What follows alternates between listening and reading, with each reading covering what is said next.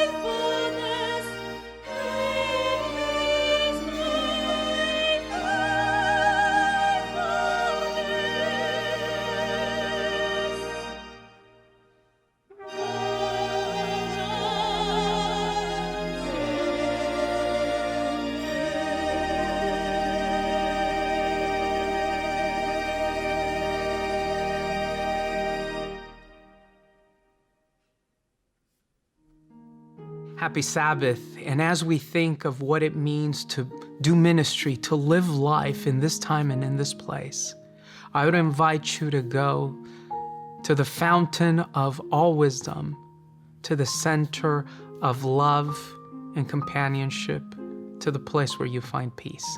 Let us bow our heads. God, we come to you desperately yearning for an experience with you this Sabbath. So may you use the music that we hear, the messages that bury themselves deep into our hearts, and the conversations in which we partake to draw us closer to you. We recognize that living life in this time is challenging. And our hearts break as we hear stories of disease and desolation, moments of fragmentation, instances of polarization. We pray. We pray for the lonely, for the infirm, for the exhausted, for parents who desperately would see their children turn their hearts back to you, and for children who are yearning not to be lectured, but to be understood. We pray, Lord, that in all those stories we might see your hand. We remember the promise that you've made.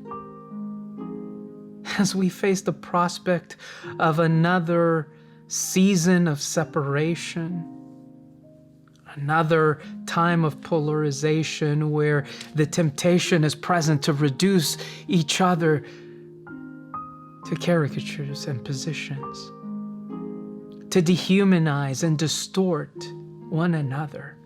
May you allow us to recognize that when we dehumanize one another, what we are truly doing is distorting your character. So help us to find commonality. Help our church to be a place of connection, even virtually. And for those of us who are exhausted, once again we cling. Because even youths will grow weary. Even those of us who claim you will falter and fail, but those who trust in the Lord will be renewed, and we will soar up on eagle's wings. Today we pray that Jesus might be the wind that pushes us upward, and the wings that guide us closer to your throne. For we come to that throne, and we pray in your name. And all the people of God said, amen. Just want to thank so many of you who, during this craziness of the pandemic, have been supporting this church. Even though we're not able to come together, there's just so many things going on, and it's just such a blessing. I know in my department with media, many of you not only have been giving great affirmation just for the creativity of the team, and I've passed that on. I really appreciate that. But you've supported us financially.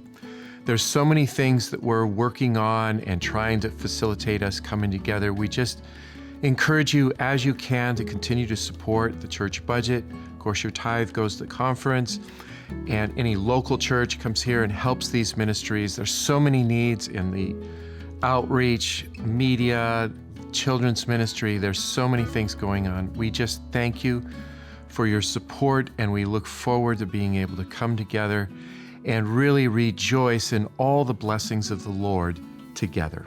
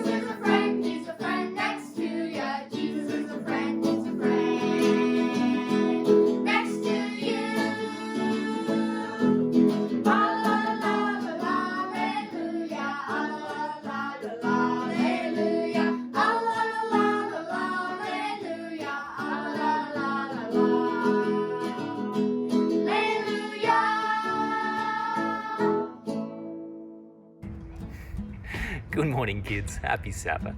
Today I have a very exciting true story for you. In 2014, a bunch of teams from around the world gathered together in Ecuador to participate in an adventure race. Now, an adventure race is a race where you hike and you climb and you mountain bike and you kayak over rivers and through mountains, and you've got to travel at least 634 kilometers. It'll take you about 10 days with your team. So the Swedish team, led by Mikael Lindlund, they had stopped, and they were only about 80 kilometers into the race. And they'd stopped for lunch. They sat down, and what do you think the Swedish team were having for lunch? Yeah, meatballs. As they were sitting there, a stray dog came up and sat beside Mikael Lindlund, the team leader. And Mikael, well, he'd eaten as much as he needed, and he just threw a meatball to this dog. This meatball, it was a good meatball. It was delicious. Because when the team stood up and left, the dog just went with them, just started trotting after them. And they thought it was cute and they thought it was funny, and they thought, oh, listen, the dog will turn back soon. But no, the dog stayed with them for a very long time. After a while, they thought, listen, we can't keep this dog. So they got some people to hold on to the dog at the next village. And they said, just hold this dog until we're way out of sight and then let the dog go. He lives back at the other village, he'll work it out. And they did. And they walked off. But when these people who were holding on to this dog, when they let this dog go, he stuck his nose in the air and he just started chasing them. He could smell them from kilometers away. And they turn around and here comes the little puppy right up behind him. Well, listen. They thought, listen, I guess this dog seems to like us. They started hiking up hills through knee-deep mud.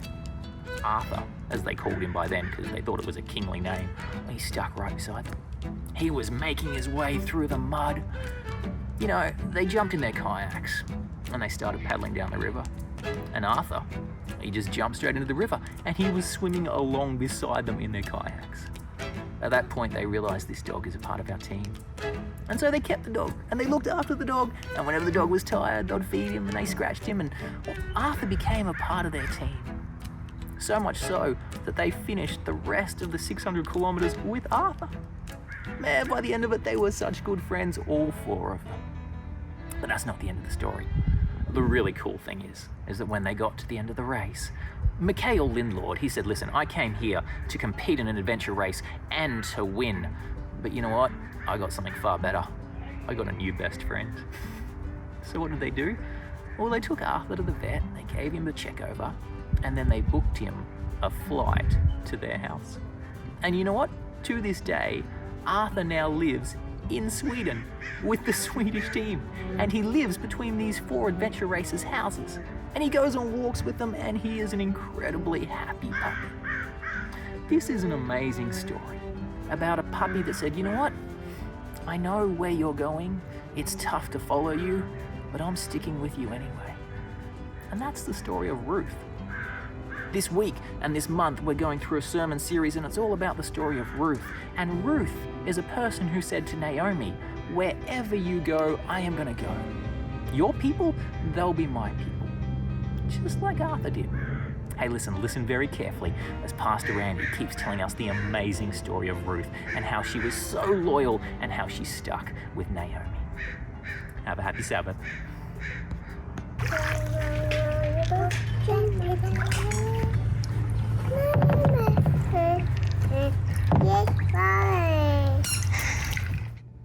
This morning we'll be reading from Ruth chapter 2, verses 1 through 10.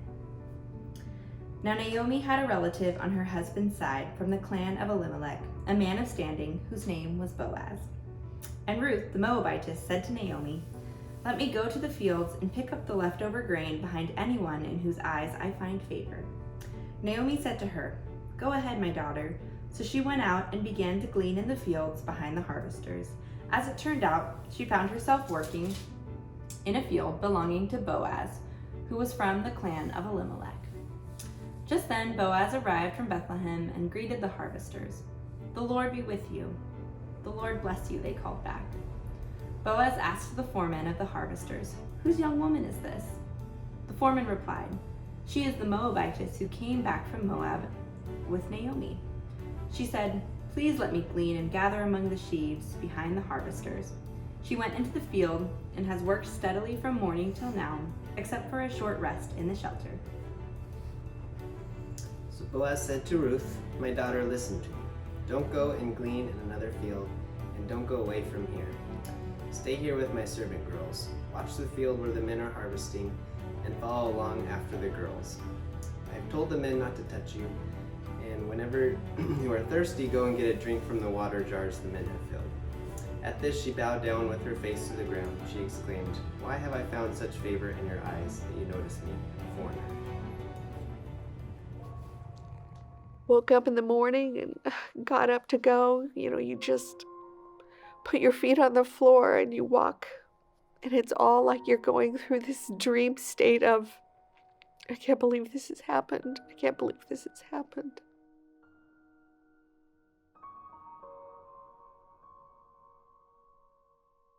January 2, 2019. Woke up that morning and Chuck was going to go riding, mountain bike riding, and he loves to ride in the back with at Holder Crooks. He left about 10 or 11 in the morning. Late in the afternoon, the sun was going down and it was getting cold, and I was thinking, where's Chuck? I called him on the cell phone and there was no answer, and the sun was almost down, and I called back and someone picked up the phone and I heard them say, "Hello, who is this?" I said, "I'm Terry Haney, and it's my husband's phone, Chuck." And they said, "We need you to come to Loma Linda University emergency room right now." Every step of the way, I remember it. Remember the look of the building, thinking, this is happening to me. I have been taking care of people with emergencies for 40 years, and this is their walk, and this is their journey of going in to find out what life is going to be like after this. And the trauma surgeon comes out to me to tell me, "Your husband has been in a bad mountain bike accident. He has no feeling from his chest on down."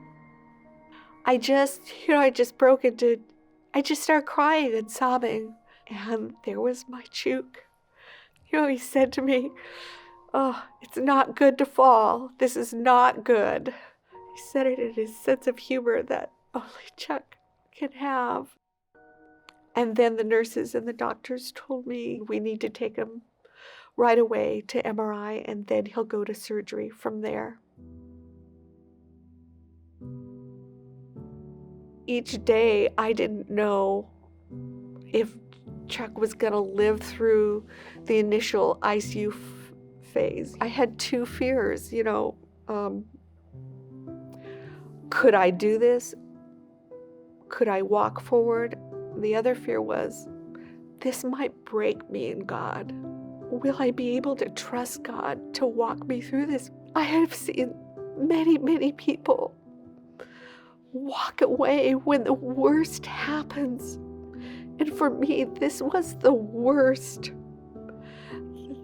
that I had experienced in my life. And was I going to lose God too?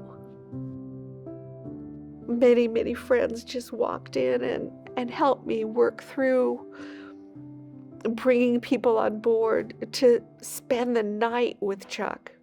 It began a journey of faith that I have never experienced, and the faithfulness of God that I have never experienced. We're in East Campus. A physical therapist says to Chuck, "Why don't you see if you can move your toe?" Chuck is remembering and thinking, and that toe looks very still. And then the PT said, "I think I just saw a flicker of that right toe." And we just broke into celebration. That was God working. And by the next day, that right toe was moving. Each day, each moment, I had to grasp for little moments of hope.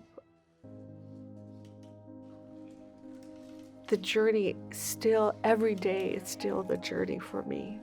Chuck is at home. He's now maybe quadriparesis. He has good days and bad days. When Chuck was in the hospital and you think about, the loss that we have, it was one thing that Chuck wasn't walking, but his guitar playing is just, we have had the privilege of singing and playing and writing and praising God since we met. Our music family just surrounded us and brought in this music to us. And Chuck could still sing, Once we got into East Campus and the trach was out, there were several Sabbath where we would have church at East Campus, and our friends would come by, and there is Chuck singing with all of us.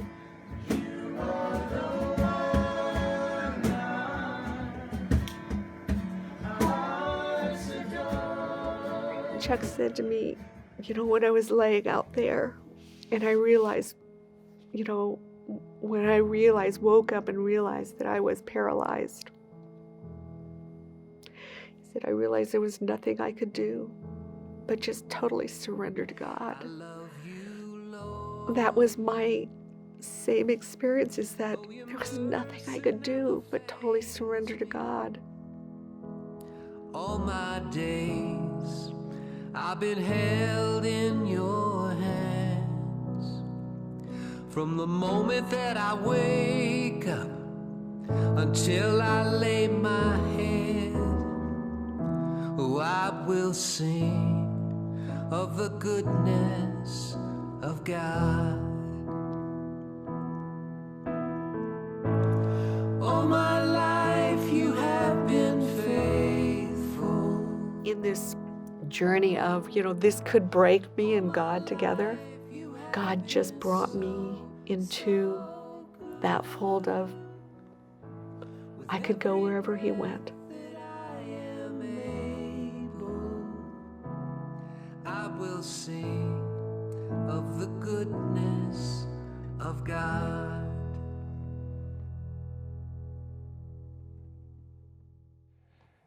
This morning, I want to start with the big idea of the passage right out of the starting gate. So here's the big idea of all that we're going to talk about today. Even in times of chaos and tragedy, God shows His love through His care. That's it. Even in times of chaos and tragedy, God shows His love through His care. Now, I can imagine there could be some different responses to that. Somebody might respond with a certain sense of despair, even anger, saying, wait a minute. My life has been through chaos. Look at the country right now. Look at the world. I've been through personal tragedy. Exactly where do I look to see God's love shown through His care? Or there might be somebody who responds with a sense of hope, saying, oh, that's wonderful to hear, because I look at the chaos we're in. I know the tragedy I've experienced. I can't wait for God to show that in my life. Wherever you respond on the spectrum, I suspect everyone has one question. When we hear a statement like that, even in times of chaos and tragedy, God shows His love through His care. We respond by asking, how? How does God do that? How can I see that evident in my life? Well, if you have that question, I have a one-word answer: Ruth. That's right, Ruth. We're in a series right now entitled Ruth, a Saga of Anguish and Joy. Today we're in Act 2. Now you have to remember, you have to set the context for the book of Ruth. You have to remember that first line in the book that says, in the times the judges ruled. It was a difficult, a decadent, some would say a diabolical time in Israel. It was a time of extreme social chaos. Remember how the book of Judges ends right before the book of Ruth begins? In those days, there was no king in Israel. Everyone did what was right in their own eyes. Total chaos. War and killing and violence dominated the landscape time and again. But then if we want to focus in on the more personal level, we look at the life of Naomi. And we see in Naomi's life famine, flight and move to another country, a foreign country. We see a funeral for her husband. We see a funeral for son number one, a funeral for son number two, and we see personal tragedy. So in the lives of both Naomi and Ruth, we see chaos and we see tragedy. And then we come to that big idea. Even in times of chaos and tragedy, God shows His love through His care. Now you have to understand one thing about the book of Ruth. There's a Hebrew word. The way we would transliterate it into English, hesed is the word, would be H-E-S-E-D, hesed. It's a difficult word to translate. In fact, scholars say there is no English equivalent that is neat and simple because it has to do with several different realities. I'll mention just four. First of all, it has to do with relationship, with covenantal relationship. Secondly, it's an active word. It's not a feeling or an emotion, it's an action, acting in the best interest of the other person. Third, it's a word that describes a person who is situationally stronger, coming to the aid of someone who is situationally weaker. The powerful helping the powerless. And finally, it's a word that describes something that is voluntary.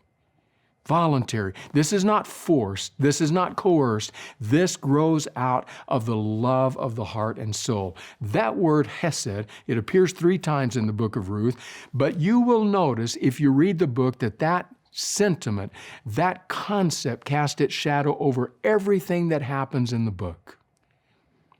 Nowhere may be greater than what happens in this act, Act 2. So remember our lesson, our big idea for the day. Even in times of chaos and tragedy, God shows His love through His care. Act 2 has 3 scenes. The curtain rises on scene 1, Ruth's book, 2nd chapter. We're going to begin reading in verse 1. In this scene, God will show His love through His care in the life of Ruth, in the person of Ruth. Ruth chapter 2, verse 1. Now Naomi had a relative on her husband's side, a man of standing from the clan of Elimelech, whose name was Boaz. And Ruth the Moabite said to Naomi, "Let me go to the fields and pick up the leftover grain behind anyone in whose eyes I find favor." Naomi said to her, "Go ahead, my daughter." God's about to show His love through His care in the person of Ruth. Ruth takes the initiative. Ruth takes action. Ruth realizes you can grieve, you can sorrow, you can mourn, but at some point you've got to be able to put food on the table. You've got to be able to pay the bills. You might line up with a number of Old Testament scholars who suspect that Naomi is immobilized. She's paralyzed by her grief. Remember her final words back that we read in the last chapter? She's saying, "The Almighty has been very bitter with me. Call me bitter, Mara. Don't call me pleasant, Naomi, anymore. I went away full. I came back empty. The Almighty has treated me in a difficult fashion." And so as we begin chapter 2, many think, and you might join them, that Naomi can't act. She can't do anything. She's overwhelmed with her sorrow, her bitterness. She doesn't know of God's love or God's care. And so Ruth steps up. Ruth is the one to take the initiative. Ruth is the one to act. And God works in the person of Ruth to give evidence to His love to Naomi in the care that Ruth will provide. Ruth says, "I'll do it. I'll do what is necessary. I'll find a way forward for us." Don't you love those kind of people? When you're struggling with sorrow and difficulty, emotions that overwhelm you, those people who don't just wait around deciding what it is that you want them to do. They step up and they do something actively. even in the spiritual arena. In fact, what Ruth does here in this context reminds me of Larry Yeagley, the writer, the author, the chaplain, Larry Yeagley's concept of what he calls a detour person. Here's what a detour person is. If you can picture this, picture 3 squares. 1 square up at the top of the page, 1 square down at the bottom of the page, and then 1 square off to the side of the page. The top square represents God. The bottom square represents you. You who grieve, you who mourn, you who have experienced the bitterness of God. Now, there is often, typically, a straight line between those 2 boxes when things are going good. When your relationship with God is healthy and well, there's exchange that goes both ways. But then tragedy strikes. And suddenly a roadblock is placed between those 2 boxes. Maybe it's a roadblock that says death, or tragedy, or chaos. And suddenly you have no sense that God can get down to you through that roadblock. And you have no sense that your prayers go up to God. You say, my prayers go no higher than the ceiling. You're cut off from God. Well, that's likely what Naomi is feeling right here in these verses. But then enter that other box off to the side. On this one you can write Ruth, or detour person. This is a person who has his or her hand firmly clasped by the hand of God, and who reaches out and takes your hand. And suddenly you have a detour around what has happened. It comes in the life, in the person of that individual. That's Ruth. If it's true that even in times of chaos and tragedy, God shows His love through His care, then in this case, God does that in the person of Ruth, who just says, I'll take care of us. You have someone like that in your life, a detour person who has done that for you. Maybe it's time to express gratitude to them. Or maybe you are the detour person. Maybe you need to be the detour person for someone else. Step into their life, overcome the roadblock that exists between their soul and God's. That's scene 1. Even in times of chaos and tragedy, God shows His love through His care. In this case, it's in the person of Ruth. But in the second scene, the same lesson is true. Even in times of chaos and tragedy, God shows His love through His care. But this time, it will be in the person, not of Ruth, but of Boaz. Boaz. Now, before we actually read the passage, I want to put 3 items in place so that as we read through the passage, it will come alive. So the first item is this. In just a couple of moments when we read here in Ruth, we will read about what happens that when she went out to glean, this will be in verse 3, pardon me, it will say, as it turned out, she ended up in the field of Boaz. As it turned out. In other words, there's a certain sense of luck, fate. Whew, the God smiled on her that day, they say. But something else is going on here. Maybe we can see it best in the words of Old Testament scholar Daniel Isaac Block, who writes about this. In verse 3b, the narrator adds one of the most significant interpretive comments in the book. In the original, it literally states, and her chanced upon the allotted portion of the field of Boaz. The narrator draws attention to Ruth's chance arrival at a field of Boaz even more pointedly with the redundant phrase, her chanced upon, which in modern idiom would be rendered by a stroke of luck. This must be recognized as one of the key statements in the book. The statement is ironical. Its purpose is to undermine purely rational explanations for human experiences and to refine the reader's understanding of providence. In reality, he is screaming, See the hand of God at work here. The same hand that has sent the famine and later provided food is the hand that had brought Naomi and Ruth to Bethlehem precisely at the beginning of the harvest and has now guided Ruth to that portion of the field belonging specifically to Boaz. Chance? Second item that might be helpful as we read the passage is that a verse later, you'll see the words, just then. Just then. She happened into the field of Boaz, and then the verse will say, just then Boaz showed up. Again, there's a certain wink-wink quality to what the narrator is saying. Just then. Can you imagine that just happened? You know what the picture is? The picture is of the parents of the adult single son who are trying to manage his life. The mom finds someone she likes and she says to her, listen, we'll be at the restaurant at 1 p.m. That's our reservation. You just happen by at about 1:15. I'll introduce you. I'll make sure that he gets to know who you are.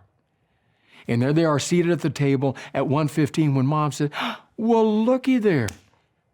There's Susan. Oh my goodness, Susan, come over here. I want you to meet John. Just happened. Look at John's face. John's eyes say, Mom, I am going to hurt you. Well, that's the sense right here. Just then, Boaz showed up. It's as though there's a hand providentially guiding these lives. Third item that might be helpful. So I want you to take notice as we read this second scene in Act 2, just how magnanimous Boaz is. How abundant are his provisions for Ruth and through Ruth for Naomi. So the scene opens, Act 2, Scene 2, beginning in verse 3. So she went out, that's Ruth, so she went out, entered a field, and began to glean behind the harvesters. As it turned out, she found herself working in a field belonging to Boaz, who was from the clan of Elimelech. Just then, Boaz arrived from Bethlehem and greeted the harvesters. The Lord be with you. The Lord bless you, they answered. Boaz asked the overseer of his harvesters, who does that young woman belong to? The overseer replied, she is the Moabite who came back from Moab with Naomi. She said, please let me glean and gather among the sheaves behind the harvesters. She came into the field and has now remained here from morning till now, except for a short rest in the shelter. Remember that line, we'll come back to that.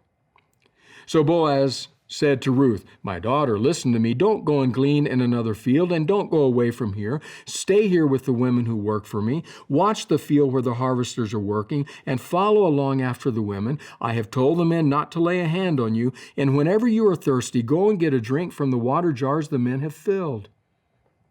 At this she bowed with her face to the ground. She asked him, why have I found such favor in your eyes that you notice me, a foreigner?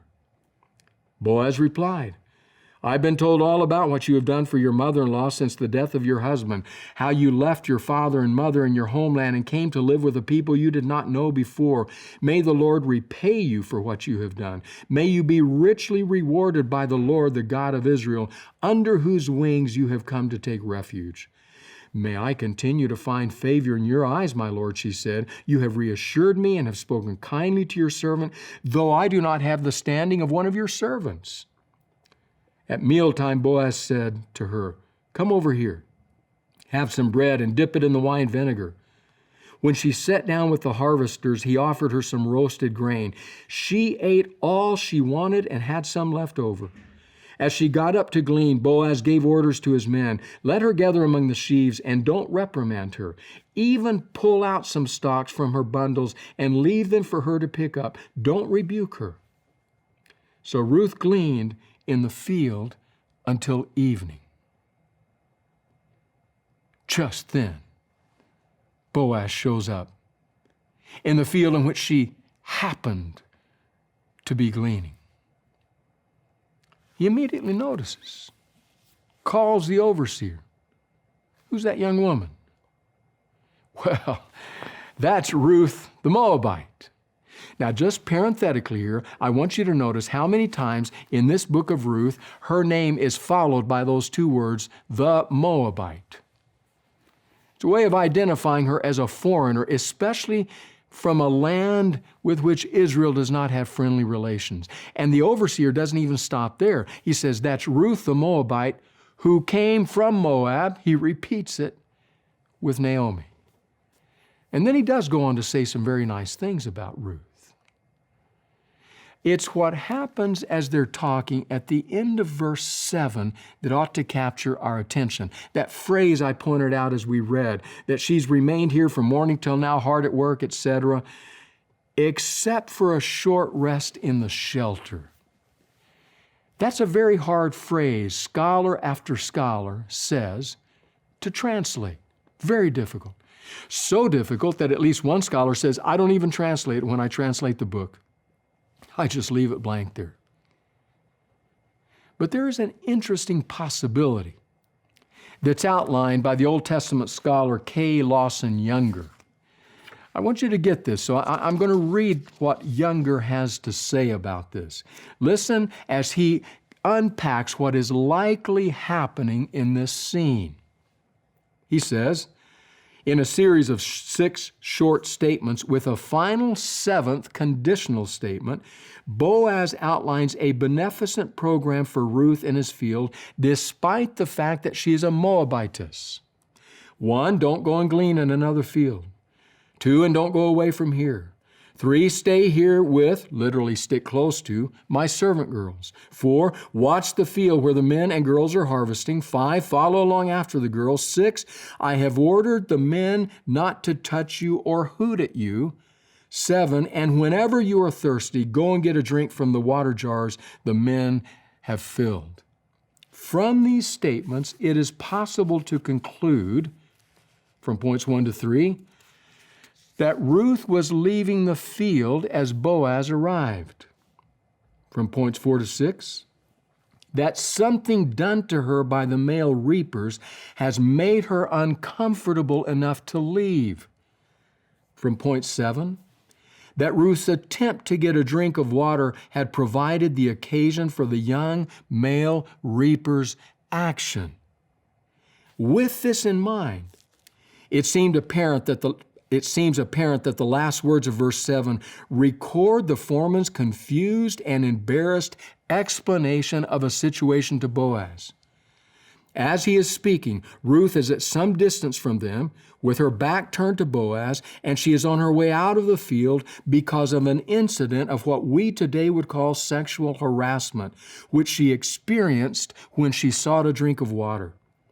Thus, the translation of the last words of verse 7 might be something like, this fellow, he starts, and then he stops. She's just going home for a bit. The foreman starts his explanation, becomes embarrassed, and tries to make some lame excuse. Something has happened. Something that has not been good for Ruth. Some type of action on behalf, or rather by, the men who work for Boaz, and now Boaz is going to stand up on behalf of Ruth. He's going to not only provide for her, but protect her. You have to understand, Ruth is in a very difficult situation in the world of her day. First of all, she's a woman, strike 1, in her world. Secondly, she's a foreigner, strike 2, in her world. Thirdly, she's a widow, strike 3, in her world. You're out, Ruth. Get out of this field. Now, I wish I could say that all those realities were true in the world of Ruth, but not in your world and mine. But you wouldn't believe me if I said that, would you? And with good reason, It causes great sorrow to all of us who are men who follow Jesus to know how women often feel. In fact, my sister, Mary Ellen Weingartner, on the pastoral staff at the church at Southwestern Adventist University in Keene, Texas, sent me something just this week. It was interesting. It was a tweet that a woman who has a Twitter account tweeted out. I want to read it to you. Simple question she tweeted out. Ladies, she tweeted, a question for you. What would you do if all men had a 9 p.m. curfew? What would you do, lady? If you knew there would be no men on the street after 9 p.m. That was her question. I want to read you some of the responses. One woman tweeted, "Oh my goodness, my mind reels. Go dancing, take a walk, open the front door without fear." Another woman said, "Sit on the beach at night." Another, "I'd walk a city in peace." Yet another, "I'd run at night." And then, as if for emphasis, "I would run so much at night." And still another, "Me, I'd walk everywhere. I'd grocery shop late at night when it's quiet. I'd take public transit all the time and could sell my car. I wouldn't worry about my girlfriends when we were listening to music. I would go to the beach at night." And one more. "I would run with earbuds in," and then in all caps, "at night. Not cross the road to the other sidewalk. I wouldn't worry about keeping my phone in my hand and locking the door the second I got inside the car. I'd walk in the woods because it's beautiful at night." It's heartbreaking, friends. Heartbreaking. No wonder it raises the hackles on Boaz. No wonder this man who in verse 1, when he is introduced, the sense of what it says there is that he is a man of sterling character. No wonder it raised his hackles. And all you have to do is peruse the words that describe what he did at the time to get a sense of just how specifically, pointedly, even aggressively he acts to protect this foreign widow. I mean, just scan them. When he's talking to Ruth, he says, "Don't go to another field. Don't go away from here. Stay here. Watch the field and follow after the women. I've told the men not to lay a hand on you. When you are thirsty, go get a drink from the water jars men have filled." Do you realize in that day and time, it would have been the foreigners drawing water for the Israelites. It would have been the women drawing water for the men. And here Boaz has the audacity, the temerity to say to her, "You go and you drink whenever you are thirsty from the water that they have drawn. And then at noontime, come over here. Have some bread, dip it in the wine vinegar." She sat down, she ate everything she wanted, had some left over. In other words, the provisions that Boaz makes for her protection and for her sustenance are stellar, are amazing. You remember our big idea today? Even in times of chaos and tragedy, God shows His love through His care. Now He's showing His love and care for both Ruth and Naomi in the person of Boaz. Now there's something interesting about the care that Boaz provides. Actually, two things. Number one, it is undeserved. Or at least that's how Ruth takes it.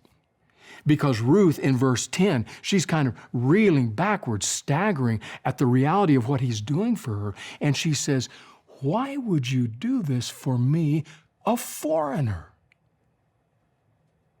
Understand then what she's saying is, I don't deserve this.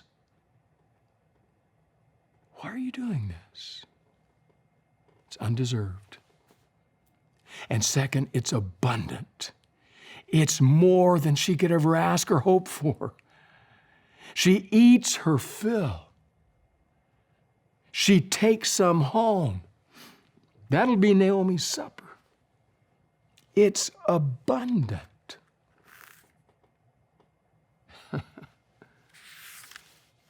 Undeserved and abundant. The provision made. Kind of makes me think of another man.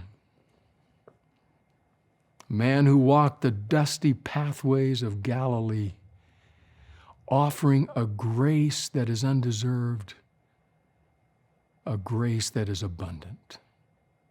To you, to me. The curtain drops on scene 2 of Act 2. There's one more scene left, a shorter scene. When it rises, we realize that if God's love is shown in God's care, even in times of chaos and tragedy, and if it has been shown in the person of Ruth, if it has been shown in the person of Boaz, thirdly, it will be shown now in the act of faith. Faith. That's what happens in this third scene. We go back to Ruth chapter 2, starting in verse 17. Then she threshed the barley she had gathered, and it amounted to about an ephah. She carried it back to town, and her mother-in-law saw how much she had gathered. Ruth also brought out and gave her what she had left over after she had eaten enough. Her mother-in-law asked her, "Where did you glean today? Where did you work? Blessed be the man who took notice of you." Then Ruth told her mother-in-law about the one at whose place she had been working. "The name of the man where I work today is Boaz," she said. "The Lord bless him," Naomi said to her daughter-in-law. "He has not stopped showing his kindness." That's that word hesed that we talked about earlier. "He has not stopped showing his kindness to the living and the dead." She added, "That man is our close relative. He is one of our family guardians." Then Ruth the Moabite said, "He even said to me, 'Stay with my workers until they finish harvesting all my grain.'"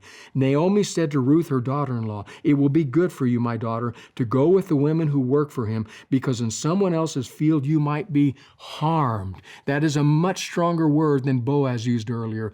Naomi is very concerned for Ruth's safety.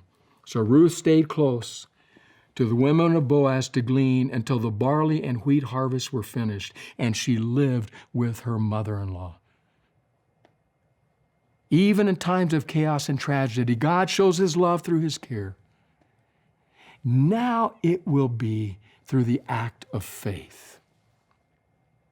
Ruth arrives at home, shows Naomi the abundance. These two widows who had no means to survive, suddenly it was unbelievable what they had. In fact, scholars estimate that if, while the harvest lasted, Ruth gleaned the same amount that she gleaned on this day, she would have brought home enough provision for almost a year for she and Naomi.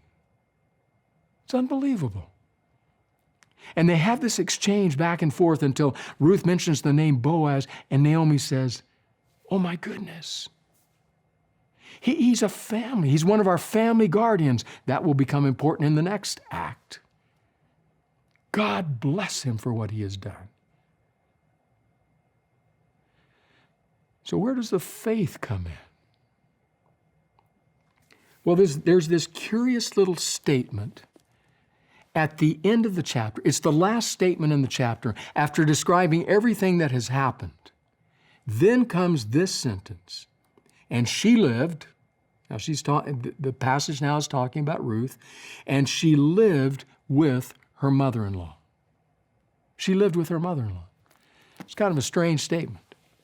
I mean, we've known that all along, right?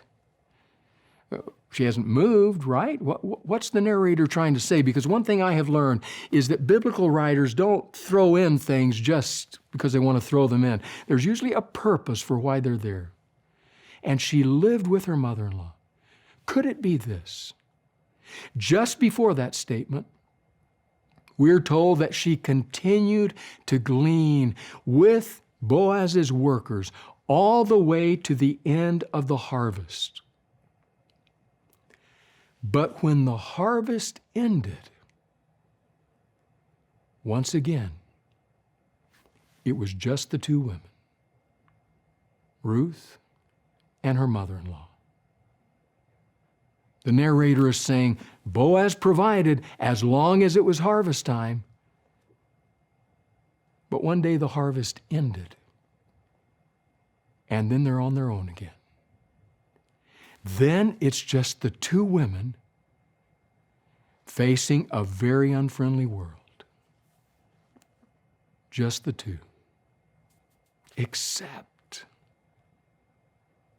there's this hand of God that has been guiding them, directing them, holding them.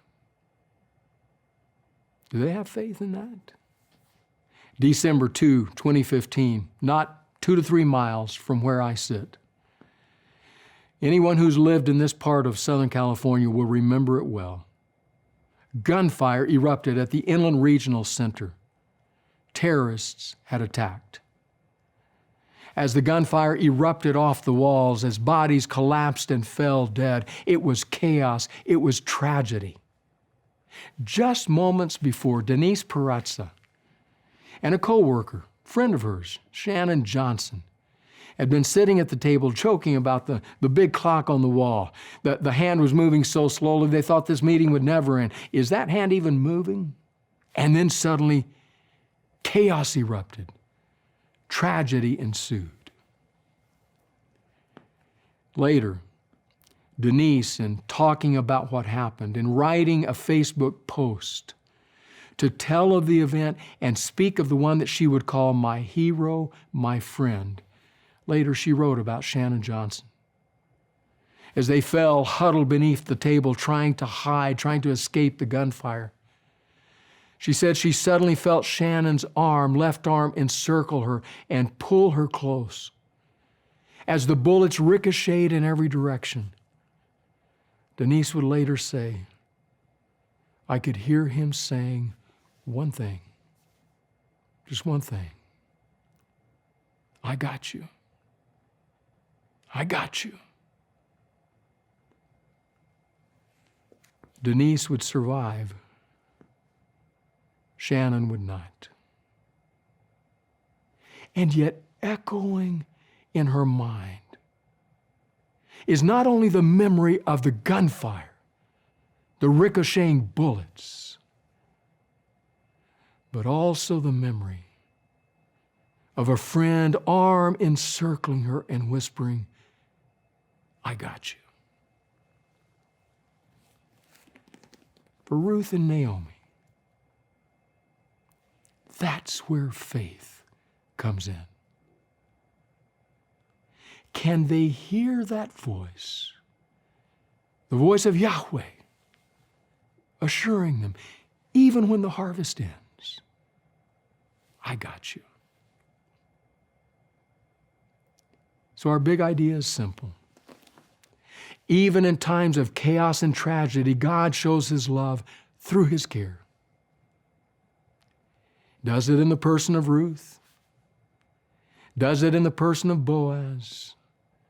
He will do it through the act of faith. So what about you, friend? It's a time of incredible chaos. It's a time of deep personal tragedy for many. Do you hear? Do you sense? Do you feel the voice and the hand of God? Many times it will feel very human. It will feel like a friend holding you close, saying, I got you. Because even in times of chaos and tragedy, God shows His love through His care. Before I spoke a word, you were singing over me. You have been so, so kind to me. Before I took a breath, You breathe your life in me. You've been so, so good to me. Oh, the overwhelming, never-ending, reckless love of God. Oh, it chases me down, fights till I'm found, leaves the 99. I couldn't earn it, I don't deserve it. Still you give yourself away. Oh, the overwhelming, never-ending, reckless love of God. Yeah.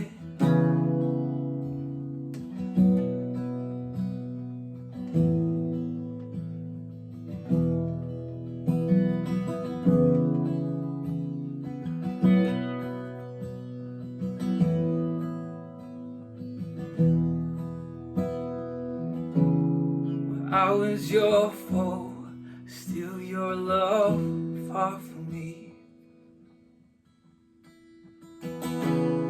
You have been so, so kind to me.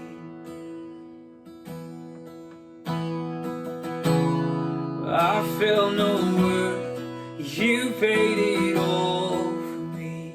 Yeah. You have been so, so good to me.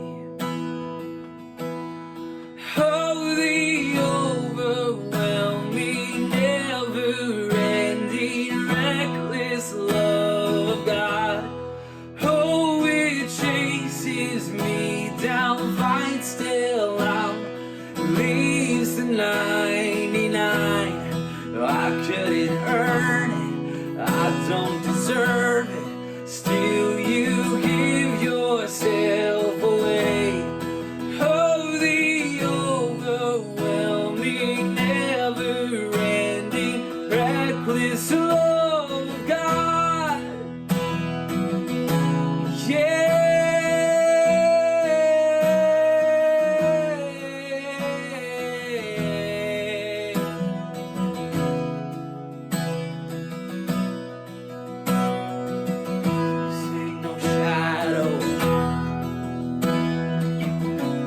No shadow you won't light up, mountain you won't climb up, coming after me. There's no wall you won't kick down, a lie you won't tear down, coming after me. There's no shadow you won't light up, mountain you won't climb up, coming after me. Oh. No wall you won't kick down, lie you won't tear down, coming after me. There's no shadow you won't light up, mountain you won't climb up, coming after me. There's no wall you won't kick down, lie you won't tear down, coming after me.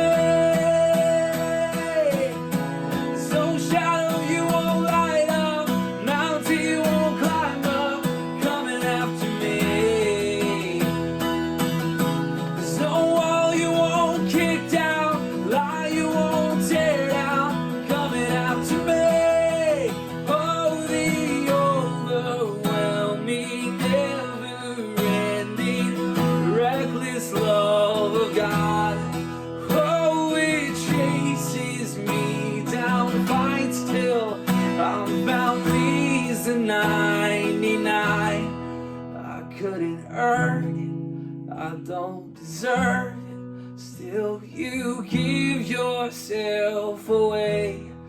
Oh, the overwhelming, never-ending, reckless love of God. Yeah.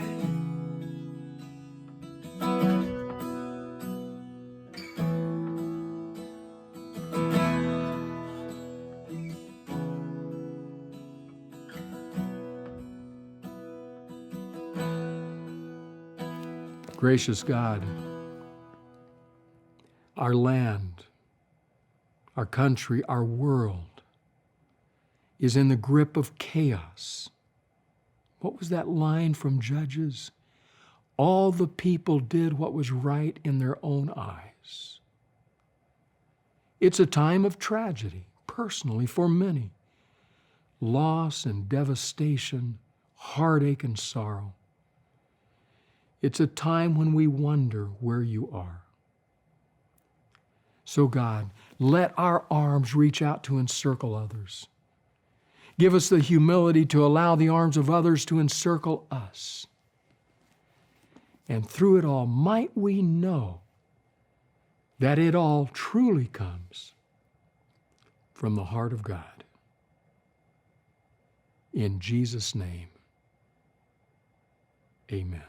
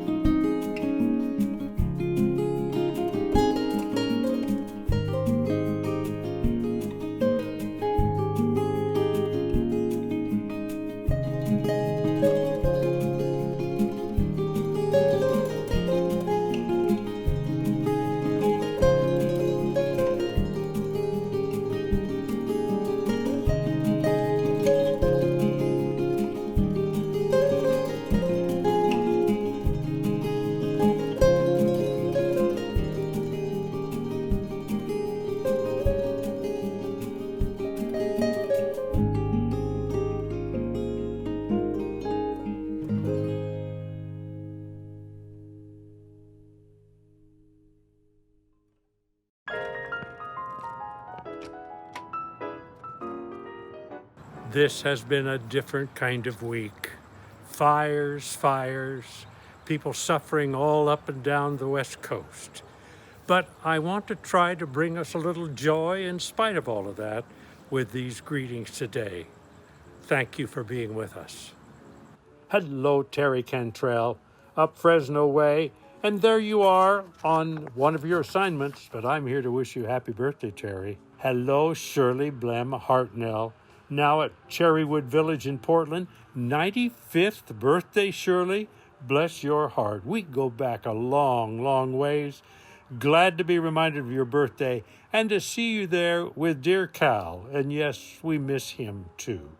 Hello, George and Shirley Yavor, Loma Linda family. Live out Banning Way, 53rd anniversary for you two, and so glad to see the way you were and the way you are. Leonard and Jeannie Lutz, Nepoma, California, 42nd anniversary for you two, and I love these pictures. This one because I was a classmate of your dad, Jeannie, Milton Thorman, and your mom, Dee Webb. We were in grade school together. Glad to see you on your wedding day, and then to get to see you today. Congratulations. Evelyn Ray Nielsen, right here, Loma Linda family, 86th birthday, Evelyn, and glad to see you there with dear Leander. Hello, Peter Davidson. Thank you for calling me and letting me know about your birthday on this special Sabbath day and your retirement when you were a helicopter nurse attendant serving right here at Loma Linda Medical Center. And there I get to see you and Linda Allred, your wife, over North Dakota way. Hello, Kara Depew. 10 years old you are, Kara, right here in Redlands. Congratulations, and with your kitty cat and your family as well, who rejoice with you. Hello, Sharon Salcedo. 48th birthday for you, lady. Congratulations. And so glad to see you there with those two nephews for whom you are the nanny. Janelle Boyce, Birmingham, Alabama. So glad a friend let me know about your birthday.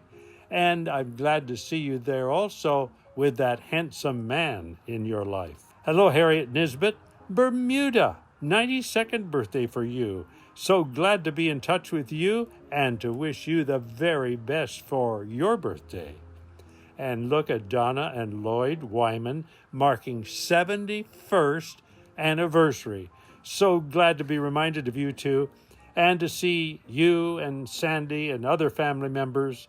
And I couldn't resist this one when Sandy and Scott and you folks were a lot younger. Congratulations on your anniversary. Hello, Esther McCluskey, now in Loveland, Colorado. 97th birthday for you, there with your late husband. And then with family members as well. Congratulations, Esther. Hello, Doreen Pritchard. So glad your daughter let us know about your birthday, right here, a part of our family in Loma Linda, and to see you with daughter and granddaughters. Hello, Ken Hart. So glad to be in touch with you whenever and to read your Sabbath School lessons. Congratulations on your birthday as we see you there with dear Dee. Hello, Carly Smith. Yes, your daddy was welcoming you 38 years ago, and I'm glad to be reminded of your birthday now, Carly, Hoover, Alabama, and to understand that while your dad is a mathematician, so are you, and you've surpassed him with your PhD. Congratulations, but happy Smith family. Hello, Joe and Connie Wheeler, Littleton, Colorado now, having an anniversary right about now, and want to wish you two the very, very best. Hello, good friend Dennis Park. So good to congratulate you for your birthday, and glad to see you there with dear wife of 54 years, Pauline. Yes, congratulations. Dr. Chris Job. Yes, there you were at 7, and now you're 70. How fast the time has gone. And I see you there in your scrubs, but where's your bow tie? And then you and Melanie with your daughters on a recent trip. Hello, Ricky Marsa, right here in Loma Linda.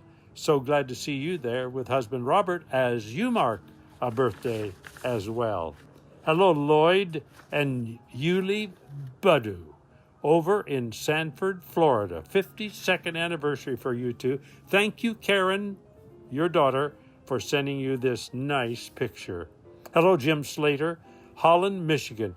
Born here in Loma Linda, I understand, now 80 years ago. Congratulations on your birthday as we get to see you there at the organ after the photo with you and Marilyn, your wife. Hello, Clayton and Peggy Konzak, Roseburg, Oregon. Get this, folks, 78th wedding anniversary. There they were the day before, and there they are today. So glad to see you two as you recently marked your 100th birthday, Clayton, and Peggy her 99th. Hello, Ms. G. Allie Gonzalez of Apopka, Florida. 72nd birthday for you, and there you are with husband Nelson, a granddaughter, and a great-granddaughter. Congratulations. Hello, Tom LeHay, right up Whidbey Island Way in Washington. 73rd anniversary for you, and I extend to you a warm congratulations. You're a graduate of Loma Linda University. Fritz and Miriam Foldvary, Tahunga, California, 61st anniversary for you two. There they were, there they are, and enjoying their family, of course. Hello, Bill Hale, Sonora, California, and glad to see you celebrating, but your real celebration is when you get in the area of Half Dome up Yosemite Way. Congratulations on your birthday. Hello, Carolyn Ruddle, right here, a part of our university family, and I get to see you often at church, but there you are with sons Steve and Brian, their wives Tristan and Jennifer, and your grandsons, Callan, Austin, and Logan. Hello, Maggie Ripley, motorhoming someplace north of San Antonio, marking your 80th birthday. Always glad to be in touch with you and Jim. Hello, Delaney Ermshar. So glad to be in touch with you, Delaney, and to celebrate your birthday with you, and so glad to see these wonderful pictures. Hello, Judy Gimbel. Couldn't resist this picture. This hot weather requires that kind of a cooling off place. And there you are with dear Howard and all the members of your family. Congratulations. And I saved the best to last. My dear Betsy has a birthday this week.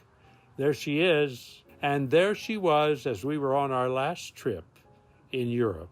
Well, you're praying, I'm praying too, that the coming week can be a better week, but let's continue to have birthdays and anniversaries to celebrate.